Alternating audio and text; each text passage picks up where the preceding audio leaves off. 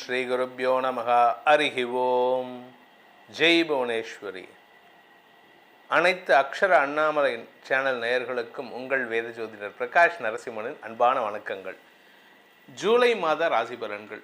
இந்த மாதாந்திர ராசி பலன்கள் அனைத்தும் பொது பலன்கள் மட்டுமே. திருக்கணித பஞ்சாங்கம் முறைப்படி கணிக்கப்படுகின்ற இந்த பலன்கள் உங்களுக்கு சாதகமாகவோ பாதகமாகவோ நடந்திட உங்களுடைய ஜனன கால ஜாதகம் மற்றும் தசாபுக்திகள் துணை நிற்க வேண்டும்.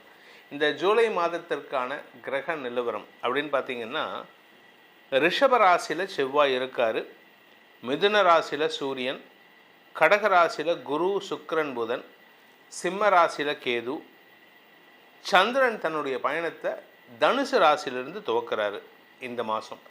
கும்ப ராசியில் ராகு, மீன ராசியில் சனி.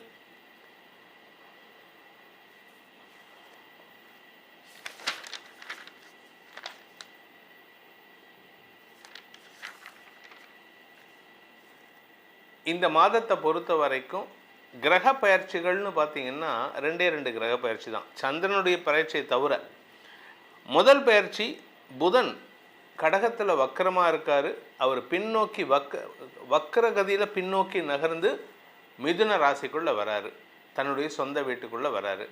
அதே சமயம் சூரியன், அதாவது மிதுன ராசியில் சூரியன் இருக்கார், அவர் கடக ராசிக்கு ஜூலை 16ஆம் தேதி அன்றைக்கி பயிற்சி ஆகிறார். அதாவது ஆடி மாத பிறப்பு ஜூலை 16, 2026 அன்று.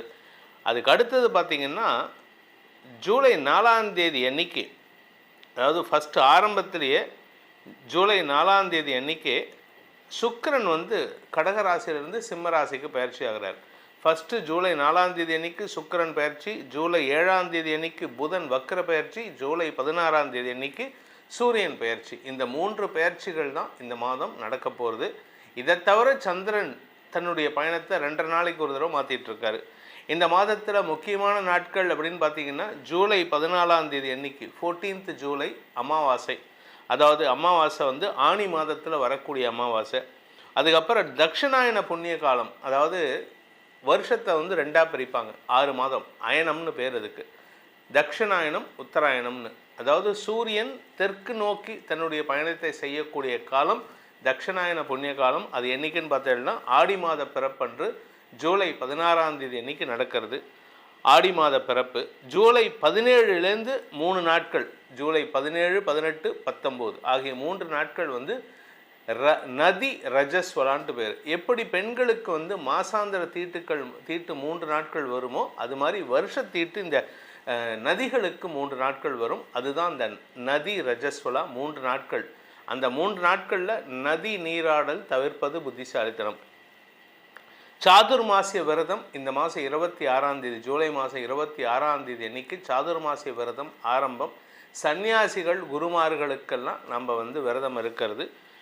27ஆம் தேதி அன்னைக்கு வாஸ்து நாள், 29 பௌர்ணமி அன்னைக்கு வியாச பூர்ணிமா. இந்த மாதத்தில் உங்களுக்கான பலன்கள் எப்படி, உங்கள் ராசிக்கான பலன் எப்படின்னு பார்க்க போகிறோம்.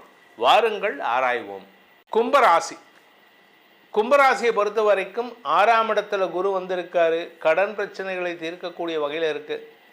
வீட்டில் பிரச்சனை சார், எங்கள் வீட்டில் தான் சார் பிரச்சனை, என் மனைவிக்கு பிரச்சனை, என் கணவருக்கும் எனக்கும் பிரச்சனை, என் குழந்தைங்க என் பேச்சை கேட்க மாட்டேங்கிறாங்க, இப்படி எல்லா விஷயத்திலும் இருக்கக்கூடிய வகையில் இருக்கீங்க. இப்போ நீங்கள் எதை பேசினாலும் பிரச்சனை. இதில் பார்த்தா அதுக்கு உடம்பும் உங்களுக்கு சொல்படி கேட்கல. உடம்புலையும் ஏகப்பட்ட வியாதி, அதுவும் குறிப்பாக நெஞ்சு வயிறு பகுதியில் பிரச்சனைகள் இருக்குது, முட்டி பகுதியில் இருக்குது, இல்லாட்டி பின்னெடுப்பில் இருக்குது. இதெல்லாம் உங்களுக்கு இருக்கக்கூடிய சிம்டம்ஸ், சங்கடங்கள். இதை எப்படி சார் ஹேண்டில் பண்ணுறதுன்னா, எல்லாமே நல்லதாக கொடுக்கக்கூடிய, வியாதிக்கு மருத்துவ தீர்வுகள் கொடுக்கக்கூடிய இடத்துல குரு இருக்கார். தசமஸ்தானாதிபதியான செவ்வாய் சனி பார்வையில் இருக்கிறதுனால வேலை செய்கிற இடத்துல கொஞ்சம் பதட்டம் இருக்கும். நீங்கள் சில இடத்துல போயிட்டு பொது வெளியில் பேசிட்டு வரீங்கன்னா 10 பேர் உங்களை அடிப்பான், நீ ஏன்டா இப்படி பேசினா, நீ ஏன்டா இப்படி பேசின அப்படின்ட்டு. அதுவும் நீங்கள் இந்த யூடியூப்லாம் பேசுகிற ஆளாக இருந்தால் நீங்கள் அவமானப்படுறதுக்கான சூழ்நிலையில் இருக்கீங்க. ஆனால் அந்த அவமானமும் உங்களுக்கு ஒரு முதலீடாக இருக்கக்கூடிய வகையில் இருக்கும். வீட்டில் வம்ச விருத்தி ஏற்படுறதுக்கான நேரம். உங்கள் வீட்டில் உங்கள் பசங்களோ பொண்ணோ திருமணமாக இருந்தால் அவளுக்கு குழந்தை பாக்கியம் ஏற்படுறதுக்கான வாய்ப்பு இருக்குது. அதனால் உங்களுக்கு சந்தோஷ செலவுகள் ஏற்படுகின்ற வாய்ப்பு இருக்குது. எனக்கும் உங்களுக்கு பேச்சுவார்த்தை இல்லை சார், அதை பற்றி எனக்கு கவலை இல்லை. உங்கள் வீட்டில் ஒரு புது வம்ச விருத்தி ஆயிருக்கு. அதுக்கு நீங்கள் செலவு பண்ணி தான் ஆகணும். எனக்கும் என் பையனுக்கும் பேச்சுவார்த்தை இல்லை. நீங்கள் பேசுகிறீங்களோ இல்லையோ, நீங்கள் அதை பண்ணலைன்னா அவன் உங்கள் புள்ளன்னு இல்லைன்னு ஆகிடுமா? உங்களால் கொடுக்க முடியுமா? இப்போ விடுதலை பத்திரம் கொடுக்க முடியுமா? இவன் என் புள்ள இல்லைன்னு அரசாங்கமே ஒத்துக்காது, போயா அப்படின்றோம்.